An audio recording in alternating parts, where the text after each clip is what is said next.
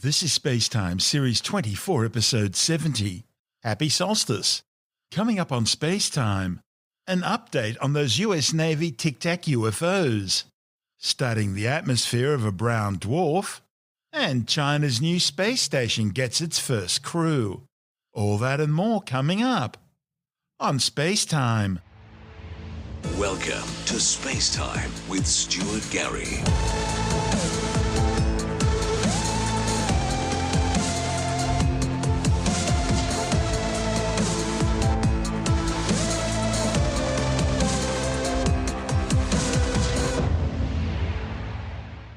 Last year, the US Department of Defense formally released 3 Navy videos showing encounters between US Navy fighter jets in a series of what they term unexplained aerial phenomena, what most people call UFOs. Since then, more similar vision has been made public by crew aboard 2 US Navy warships.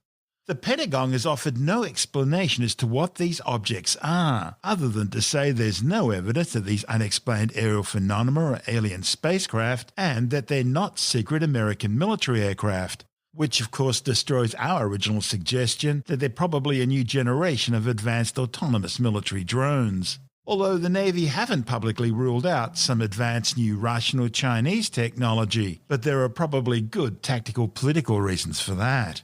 The Director of National Intelligence has put together a full congressional report on the issue, covering decades of both publicly available and classified military files. An unclassified version of this report is expected to be released to the public in the next week or so. The 3 original videos, simply known as Gimbal, Fleur 1 and Go Fast, were taken by Raytheon advanced targeting forward-looking infrared camera wing pods, mounted on carrier-based FA-18 Super Hornet fighter jets. Dude, that is fucking drone, bro. There's a whole fleet of them. Look on the ASA. My gosh. They're all going against the wind. The wind's 120 knots from the west. Look at that thing, dude. That's not our LNS, though, is it? It's not. That is the LNS, dude. Well, if there's like... Look at that thing. It's rotating. Nickel 6-1 Tango Small J Bravo. Oh, got it! Woohoo! Roger. There's troubleshooting. Did you box moving target? No, I took an auto track. Oh, okay. Oh my gosh, dude. Wow, look at it fly! The 2004 gimbal footage involved the sighting of an object described by the pilots as some sort of new drone. The second video, known simply as Fleur 1, was recorded in November 2004. It involved an encounter between a pair of Hornets from the USS Nimitz off the coast of San Diego and shows an oblong-shaped object which appears to accelerate out of view from sensors at very high speed. That story apparently began with the Ticonderoga-class guided missile cruiser USS Princeton detecting a series of intermittent radar tracks. A few days later, the Princeton reported 5 to 10 similar radar traces, and Nimitz ordered a pair of FA-18s to check it out. According to the report, the object first appeared to drop from around 80,000 feet down to a hover just 50 feet above the ocean, causing the water to appear to boil, and then rapidly climbing again to 12,000 feet before accelerating away at supersonic speeds. The pilots described the object as bright white and shaped like a tic-tac, about 14 meters long, with no wings, no exhaust, and no discernible propulsion system. A short time later, the Princeton told the FA-18s the radar track had now been detected 100 kilometers away, but had disappeared long before the Hornets could reach that location.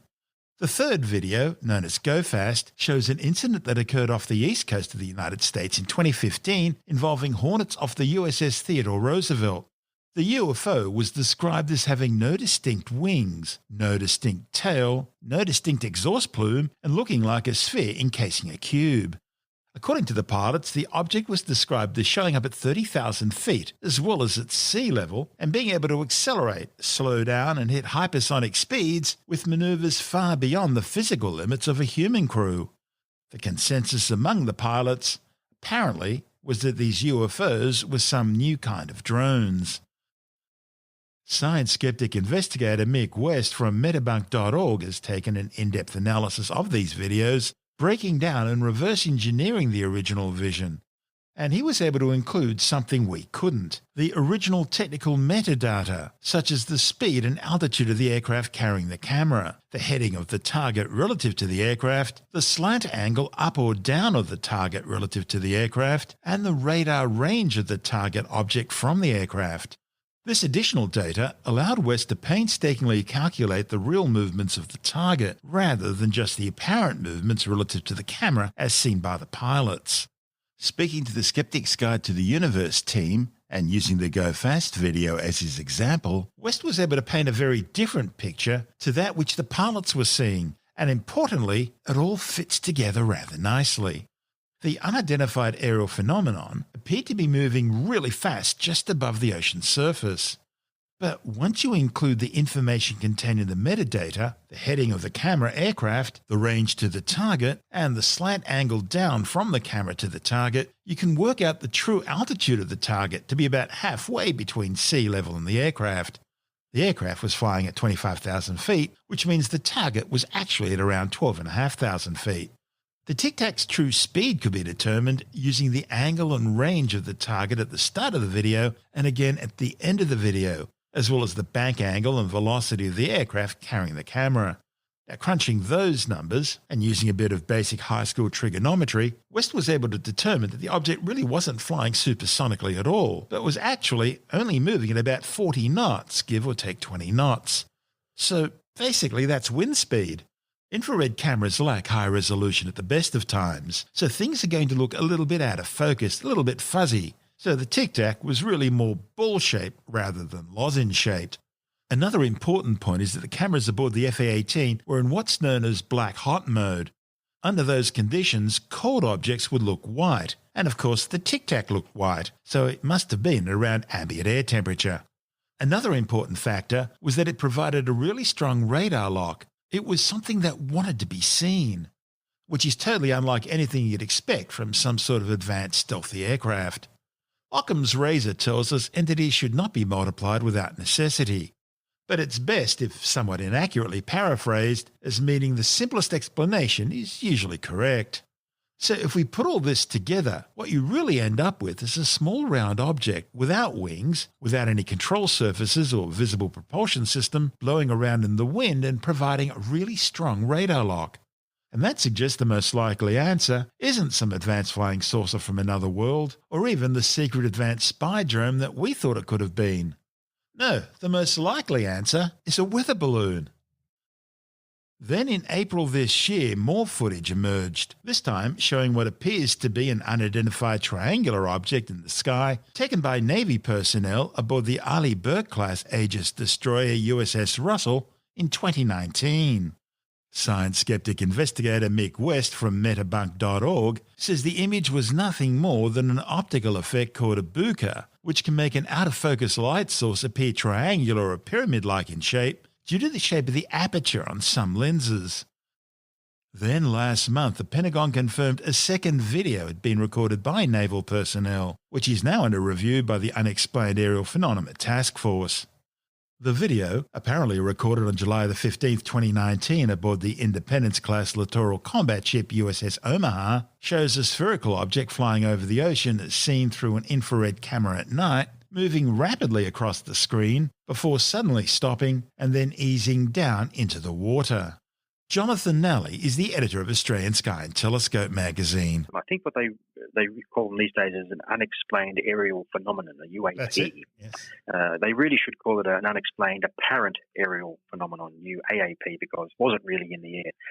Now this footage that's shown of this sort of spherical-looking thing buzzing along, apparently not far above the surface of the water, and then diving into the water. Yeah, massive high G's as it turns, things like this. And so if you've got an object that you don't recognise, okay, you can see what sort of shape it is, but you've never seen this object before, and it's not flying between you and the nearest building or you and the tree down the road or whatever. It's at a distance, and it's not flying between you and anything else, then you can't tell how big it is or how far away it is or how fast it's flying. You can only do that with something that you really recognise. So if you're standing next to the runway when a jumbo jet takes off, right, it's going to go past you and it's going to seem really, really fast. And you know that jumbo jets are big, so you can judge the whole thing. And when you see a jumbo jet flying up high in the sky in the distance over there. It seems to be going really, really slowly. But you know that it's going 3 or 4 times faster than it was when it was taking off at the runway that you were standing beside. So you can judge because you know what a jumbo jet's size is, you know what it looks like, and you know what sort of speeds it does. But if you've got an object that you've never seen before and you can't tell its scale or how big it is, then you can't tell how far away it is. Therefore, you can't really tell what speed it's doing. Now, this footage that they've got now, I don't know whether they had radar on it or something else, or whether they were able to triangulate and get some sort of distance on it. But it could have been a little thing very close or a big thing a long way away. So these are the sort of things you've got to think of. So pulling Gs means you're going very high speed. But if it was something small that's very close to you, well, it wouldn't have had to pull so many Gs to do its turn. There are a lot of artifacts associated with the equipment taking the image as well, with the gimbal. There are a lot of other aspects associated with this. Also, even just the type of, if it's a radar they're using, what radar band are they on? Is it an S band or what? This would make the blurry object. It's a blurry object to start with. That's why it's described as a tic-tac, because you can't really see what it is because it's so far away. Yeah, and every measurement you make has inaccuracy. So you can only do certain things to a certain precision. So anyway, we're sort of guessing because we don't really know the details of the systems they were using. And those sort of camera systems that are used by ships and aircraft and whatever, they're designed for a certain purpose. They're designed to spot other aircraft or other ships. So they're optimized for things traveling at certain speeds and being at certain distances. So when things are not sort of behaving the way you might expect them to, then the gear might not be the best gear to try and observe that with. Yeah, but these are pilots who often see these things. These are Navy pilots, naval aviators. I think that's what they call them on Top Gun. And you'd think they'd be trained observers, but they're often not. Look, they are not. And this sort of thing has come up time and time again over the years. And it's not just to do with UFOs or anything else. You can go and look up any number of court cases where people who you think would be really good observers of stuff just aren't, like police officers and firefighters and all sorts of people and pilots and all sorts of people. You'd think there must be highly trained people and know what they're looking at. If you unexpectedly see something, then it doesn't matter who you are, then there's a good chance you're not going to remember it correctly. If you can anticipate that things happening, then you can be ready and prepared. Otherwise, not. So speaking of pilots, I do recall at least one report from a long time ago of commercial passenger plane flying out of one of the oceans and a big bright meteor came in through the atmosphere, and to the pilot this huge fast flash of light looked like it was coming straight for them. So they took evasive action. They flung the plane around in the sky to get away from this meteor, whereas in reality it's 100, 200 kilometres away or something. It's nowhere near them. If you see a meteor flash, then you can be assured that it's nowhere near. It's because it's still very, very high up in the sky when it's producing the flash of light. It only gets down into the lower atmosphere much later. So it's easy to be fooled. And I also recall another instance, if I can remember it correctly, I think it was a American military helicopter flying, might have been the Gulf of Mexico years ago, and they reported seeing and had footage on their sort of night vision gear, these cluster of lights in the sky ahead of them, and it didn't show on radar, and no one knew what they were, and no other aircraft could tell what they were. When they looked at the footage later and analysed it, the camera was actually pointing downwards a bit, and what they were seeing were oil rigs on the surface of the ocean. These things were not up in the sky at all, so it's easy to be a bit disorientated.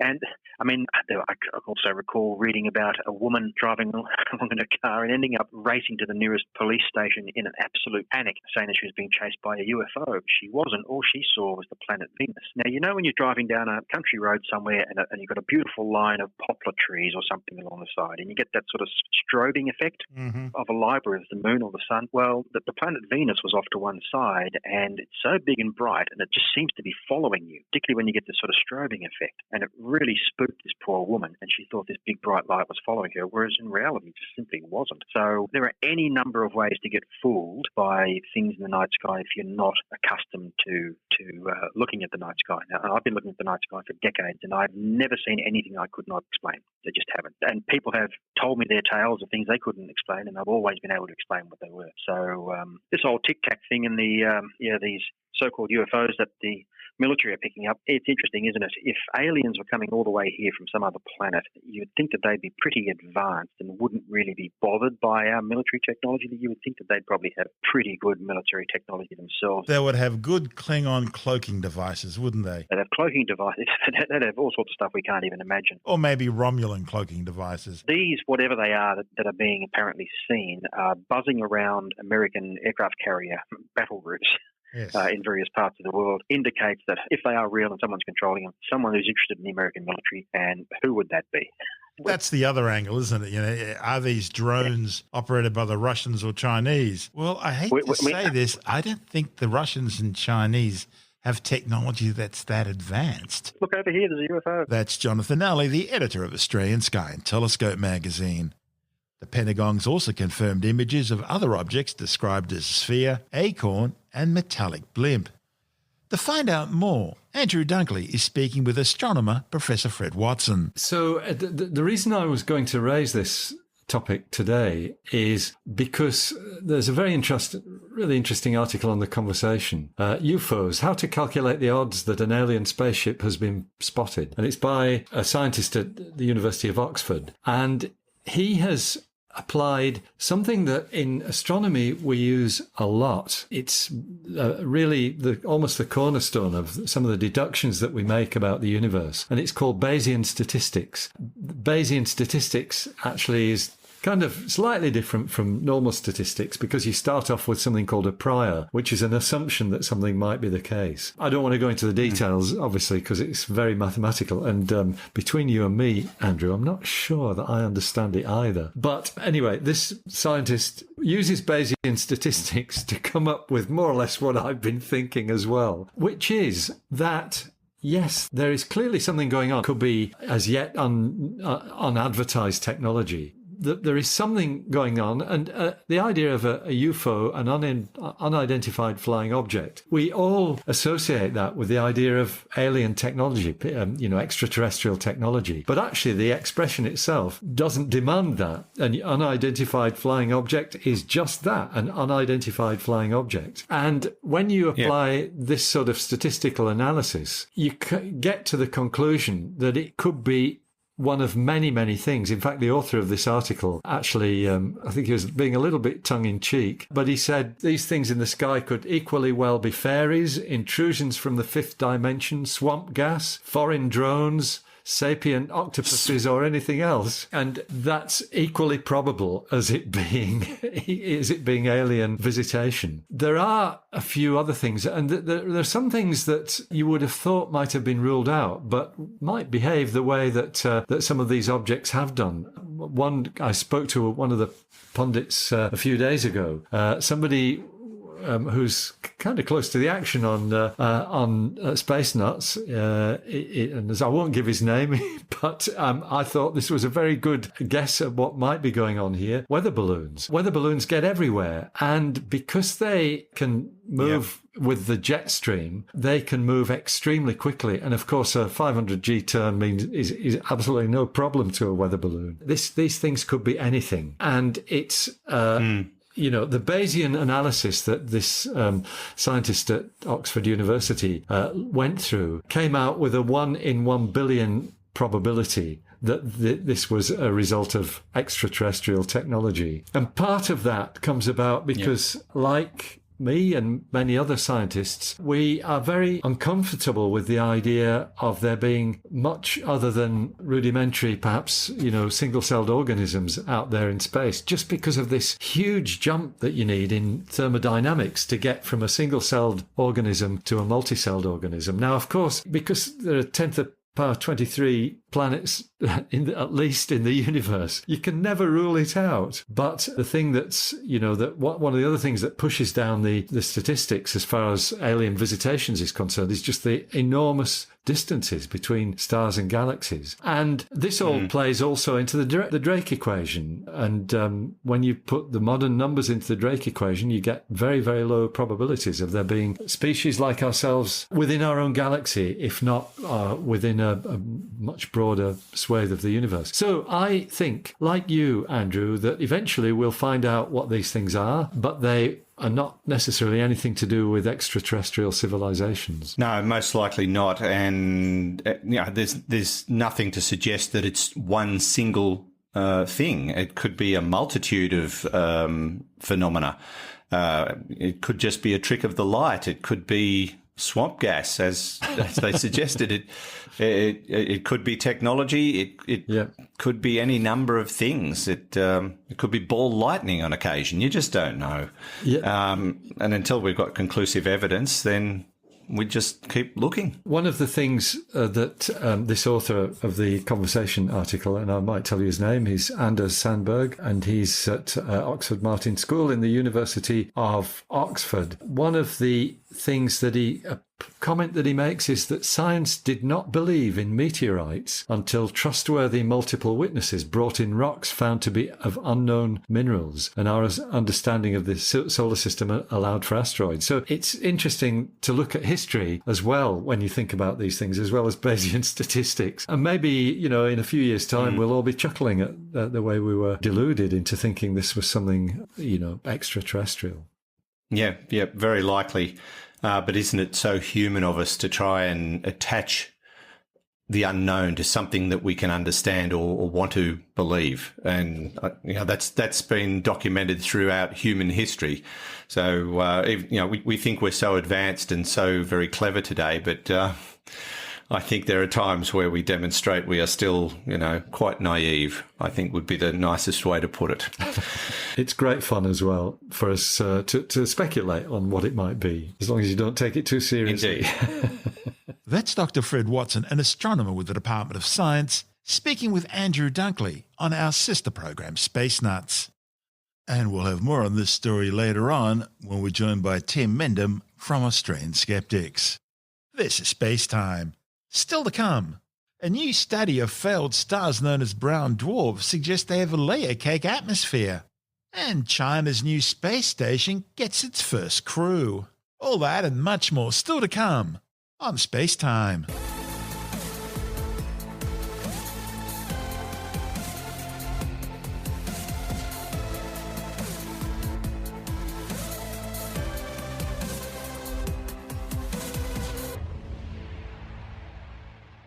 A new study of failed stars known as brown dwarfs suggests they have a layer cake-like atmospheric structure. Brown dwarfs are objects which don't have enough mass to sustain the core hydrogen fusion process which makes stars like our Sun shine. However, some brown dwarfs do fuse deuterium or lithium under certain conditions. While many brown dwarfs are born as brown dwarfs, others actually start their lives as spectral type M red dwarf stars, which have turned into brown dwarfs after losing enough mass through their evolution to cease core hydrogen fusion, thereby turning them from red dwarfs into brown dwarfs. Brown dwarfs fit into a category between the largest planets, which have about 12 to 13 times the mass of Jupiter, and the smallest spectral type M red dwarf stars, which have about 75 to 80 times the mass of Jupiter, or about 0.08 solar masses. Astronomers decided to study a very young and therefore extremely bright rogue brown dwarf which hadn't cooled off yet, known as 2-mass J22081-363 plus 2921-215, which is located some 115 light-years away and isn't part of any known star system. This brown dwarf is very similar in appearance to a nearby giant exoplanet known as Beta Pictoris b, discovered in 2008 in near-infrared images taken by the European Southern Observatory's Very Large Telescope in Chile. The exoplanet has about 13 times the mass and 1.46 times the radius of Jupiter, and was discovered in the young debris disk A-type main sequence star Beta Pictoris, located some 63 light-years away. Astronomers have analysed the composition of some of these so-called super-Jupiters, but it's been difficult to analyse their atmospheres in detail because these gas giants get lost in the glare of their parent stars. Because current technology won't allow astronomers to undertake a detailed analysis of the atmosphere of Beta Pictoris b, the authors decided instead to study the brown dwarf's atmosphere as a proxy in order to get an idea of what the exoplanet's clouds might look like at different altitudes in its atmosphere. Both brown dwarfs and super-Jupiters have similar temperatures and are extremely massive with complex and varied atmospheres. And both this brown dwarf and Beta Pictoris b are young, both are similar in mass, and both radiate heat strongly in the near-infrared.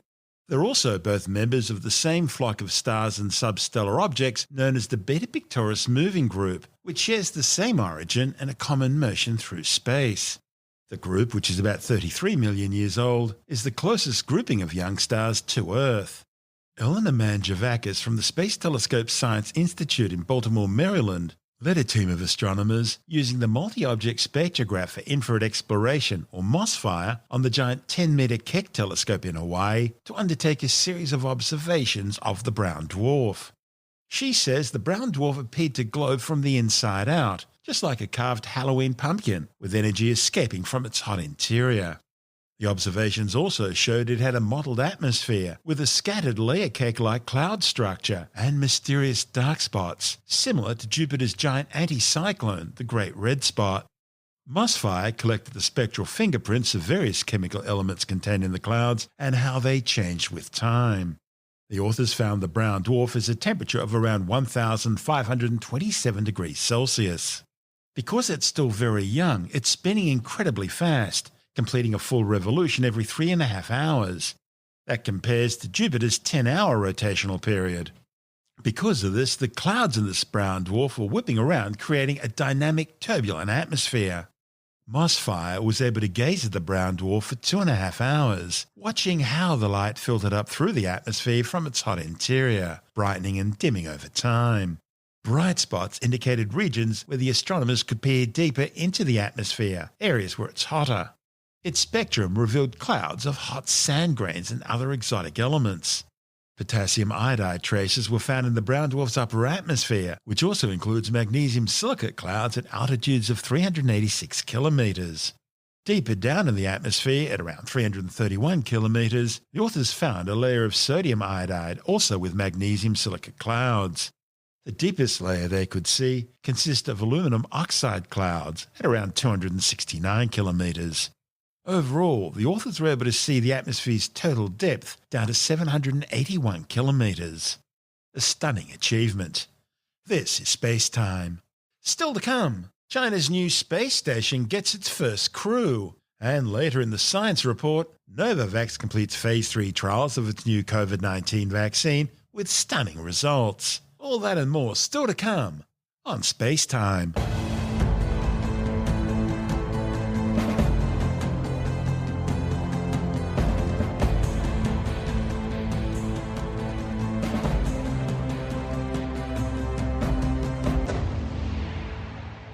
China's new Tiangong, or Heavenly Palace Space Station, has its first tenants, a team of 3 taikonauts who spend the next 90 days setting up the orbiting outpost.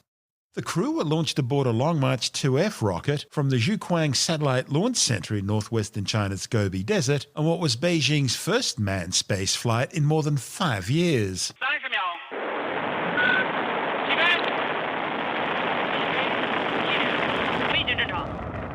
The 3-month mission will also be China's longest ever manned spaceflight. The Shenzhou 12 capsule successfully docked with the space station's Tianhe, or Heavenly Harmony, core module 6 hours after launch. The bus-sized space station module was placed into orbit on April the 29th. The mission drew intense international criticism last month after the rocket which carried the Tianhe module into orbit fell back to Earth in an uncontrolled re-entry, which eventually crashed into the Indian Ocean near the Maldives on May the 9th. The Tianzhou 2 cargo ship, loaded with fuel, food and equipment, successfully docked to the space station on May 29th. The newly arrived crew will now configure the 16.6 metre long, 4.2 metre diameter core module from its initial launch configuration into what will be its orbital cruise configuration. They'll then begin testing equipment, unloading supplies from the recently arrived cargo ship, and begin preparing the orbital outpost for the arrival of 2 more modules next year.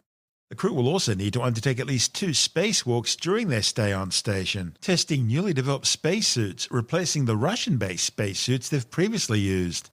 Most of Beijing's space technology is Russian-based, much of it bought off the shelf from Moscow. The successful manned launch represents a huge propaganda opportunity for China as Beijing prepares to mark the 100th anniversary of the ruling Chinese Communist Party on July the 1st. China's planning at least 10 more missions to the space station, including 3 more manned flights, the delivery of 2 more modules, and 5 more supply missions loaded with equipment such as solar arrays, in order to get the 70-ton space station fully operational over the next 2 years. Beijing's also planning to build a separate lunar space station, either on the lunar surface or in lunar orbit, with the Russians. As for China's new Earth-orbiting space station, It's expected to remain operational for at least 10 years. This is SpaceTime.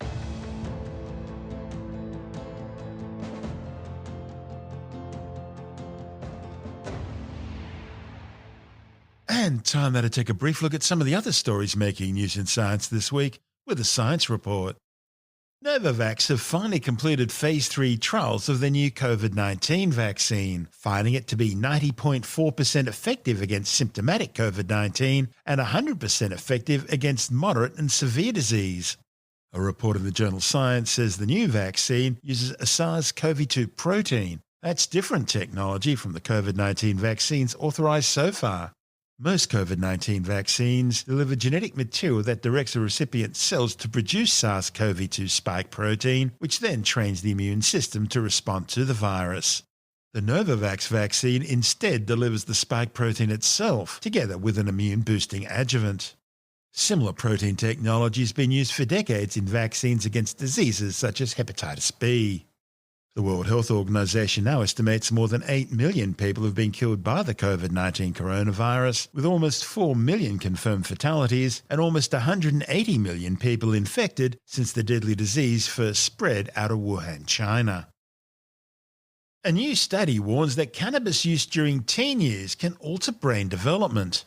The findings, reported in the Journal of the American Medical Association, are based on a study of 1,598 brain scans from 799 kids who were aged 14 at the time of their first scan and who were then followed up 5 years later for a second brain scan. The authors found that cannabis use during adolescence was associated with abnormal brain development, leading to thinner cortices, that's the brain's outermost layers, which are made up mostly of grey matter, in the prefrontal regions of the brain. And the more cannabis teens used, the thinner their cortices were, suggesting it's the cannabis which was causing the changes seen. The areas in question are thought to be rich in cannabinoid receptors, which probably explains why cannabis appears to have affected their development. A microscopic multicellular organism called a bdelloid rotifer has been returned to life after being frozen in solid ice in the Siberian Arctic for some 24,000 years. A report in the journal Current Biology claims radiocarbon dating has placed the specimen at between 23,960 and 24,485 years old. Once thawed, the organism was able to successfully reproduce through a clonal process known as parthenogenesis. The observations suggest that these microbes have some mechanism which shields their cells and organs from harm at exceedingly low temperatures. Of course, it's not the first time scientists have done this. They've previously revived nematodes from 30,000-year-old Siberian permafrost, and whole campion plants have been regenerated from seed tissue preserved in relic 32,000-year-old permafrost. Scientists have created a quantum microscope which can reveal biological structures that would otherwise be impossible to see. A report in the journal Nature claims the new microscope is powered by the science of quantum entanglement, paving the way for applications extending into areas ranging from navigation through to medical imaging. The best current light microscopes use bright lasers, billions of times brighter than the sun. The problem is they damage fragile biological systems like human cells. Quantum entanglement provides 35% improved clarity without destroying the cell, thereby allowing scientists to see minute biological structures that would otherwise be invisible. Earlier in the show, we looked at the recent spate of US Navy UFO reports and the often simple down-to-earth explanations for what was really seen. But why would the US Navy encourage speculation like this in the first place? Is it simply a case of making you look at the shiny thing over there so you don't look at what's over here? Tim Mendham from Australian Skeptics says it's worth pondering. UFO reports come and go. Sometimes they have a lot of them, and other times they sort of fade away. And even the UFO investigation groups, they will say the same thing. There hasn't been a great year for UFO reports. Lately, of course, we've had these videos that have come out issued by the Pentagon or by the American Navy or Air Force or whatever they are, and that has created a lot of interest. It's very concerning that a group like the Pentagon would release these things and suggesting that, we don't know what they are. These are mysterious sort of unidentified flying objects or unidentified aerial phenomena or flying saucers or whatever you'd like to call them. Because the Pentagon to release that information in such an environment is pretty weird. They don't do that normally. Don't normally release the videos, so sometimes they do, and there's no great problem in releasing those videos. But they might come up with a better explanation than that, because they actually have been, as you've been discussing on the program, quite readily explained in many cases, and quite mundane explanations. Well, the Pentagon doesn't want everybody to know the exact capabilities of their forward-looking infrared systems, so that's something that they don't want the world to know about. Unfortunately, it's out now, because once you've got that sort of data, you can pretty well back engineer it anyway, because it lets you know how you can, if you're an enemy actor, how you can sort of combat that. The interesting thing is that the ones they're hiding the information from would be the public. I would dare say that most of the ones they need to hide it from, which is other nations, etc., either already know about what the Americans are doing or are developing it themselves. And so you're trying to think, who are you preventing from learning about this thing? The general public are not going to be able to build the technology that they're talking about, right? They probably have trouble understanding what the technology is, which helps the UFO belief. The technology is being built by Raytheon, and Raytheon really don't want their competitors to know about it. Maybe I should but industrial espionage happens a lot, and all sorts of things, and they probably know roughly the general areas they're working in. But I know it's a climate, and whether the Pentagon or whatever is seriously sort of looking at technologies they don't want to reveal, or, as in the case of some of these things, there were very mundane explanations for some of the videos that were put out, which had nothing to do with secret technologies. One was to do with the iris of cameras and the way cameras work. Ordinary cameras, which can be replicated easily. The video of the pyramid-shaped object, was because of the shape of the lens of the camera and the iris of the camera. When it closes in, some of these irises of particular cameras close things in a triangular format. Irises are made up of different panels which close at the same time in a spiral pattern, and these ones sort of was closing in the triangular pattern, and that was creating the appearance, when you defocus from a particular light, that it was looking triangular. And that's something that was sort of revealed pretty quickly. And for the Pentagon to say, we don't know what these things are, is perhaps it is false information and false leads, but it was feeding the UFO people and feeding people who can actually say quite clearly what they are. Unfortunately, the explanations don't carry as quickly as the UFO fear tactics and theories. But the Pentagon getting involved in that sort of thing is just, they should not get involved in that sort of thing. But they've done it so well for so long. Do you want to go back to 1947 and Project Mogul and Roswell? And if the Pentagon wanted to retrieve its balloons and didn't want anyone to know about them, well, it didn't work.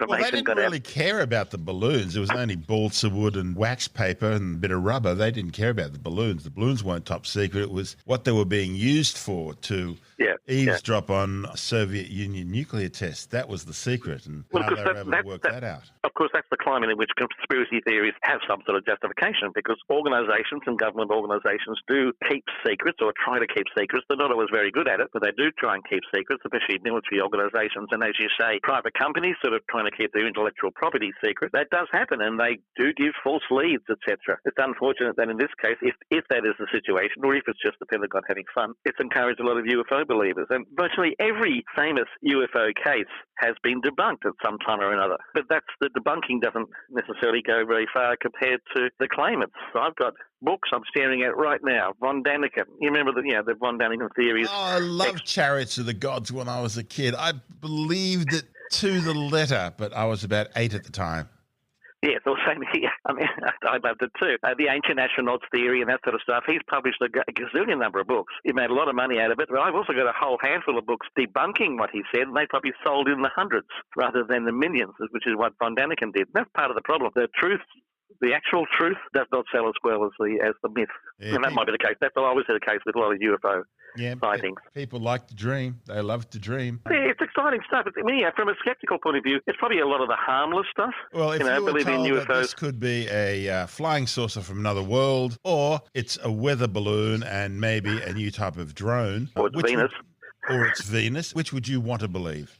Which you want to believe, yeah, absolutely. Yeah, fantasy is fun. Did you watch the Spotlight program on UFOs a couple of weeks back? I didn't see that, I must admit, but I have some people who did see it. Well, that's what I'm told, and someone gave me a report back of the entire history of UFO documentaries made by the same fellow, and they say they're just repeating and regurgitating the same thing over and over again, which has been debunked, and they're just adding one new little thing to a compilation that is just nothing new. Well, the interesting thing I found was that the United States tested stealth technology in the Australian outback for a while there. I didn't think they did that, and if that bit's true, that's fascinating. It is fascinating. No, I'm not surprised. The first question every president asks is, where do you keep the alien bodies? Tell me about this. Yeah, it doesn't get much further than that. Actually, the reports that Obama asked it, I dare say Trump asked the same thing, and no doubt Biden and every other president back to about the 1950s has probably asked the same thing: where do you keep the bodies of the aliens, and where's the technology, and why aren't we leading the world, etc. I think it's done as a joke.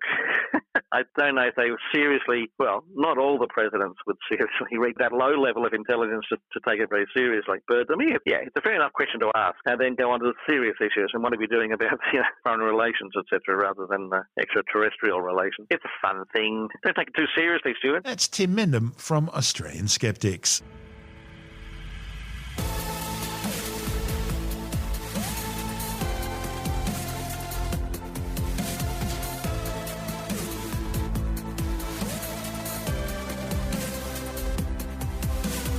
And that's the show for now.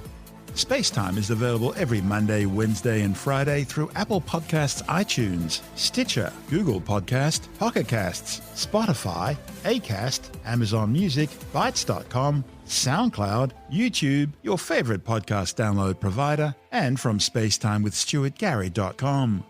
SpaceTime's also broadcast through the National Science Foundation on Science Zone Radio and on both iHeartRadio and TuneIn Radio. And you can help to support our show by visiting the SpaceTime store for a range of promotional merchandising goodies, or by becoming a SpaceTime patron, which gives you access to triple-episode commercial-free versions of the show, as well as lots of bonus audio content which doesn't go to air, access to our exclusive Facebook group, and other rewards. Just go to spacetimewithstuartgary.com for full details. And if you want more SpaceTime, please check out our blog, where you'll find all the stuff we couldn't fit in the show, as well as heaps of images, news stories, loads of videos, and things on the web I find interesting or amusing. Just go to spacetimewithstuartgary.tumblr.com. That's all one word, and that's Tumblr without the E. You can also follow us through @StuartGary on Twitter, @SpaceTimeWithStuartGary on Instagram, through our SpaceTime YouTube channel, and on Facebook, just go to facebook.com/SpaceTime with Stuart Gary. And SpaceTime is brought to you in collaboration with Australian Sky and Telescope magazine, your window on the universe. You've been listening to SpaceTime with Stuart Gary. This has been another quality podcast production from Bytes.com.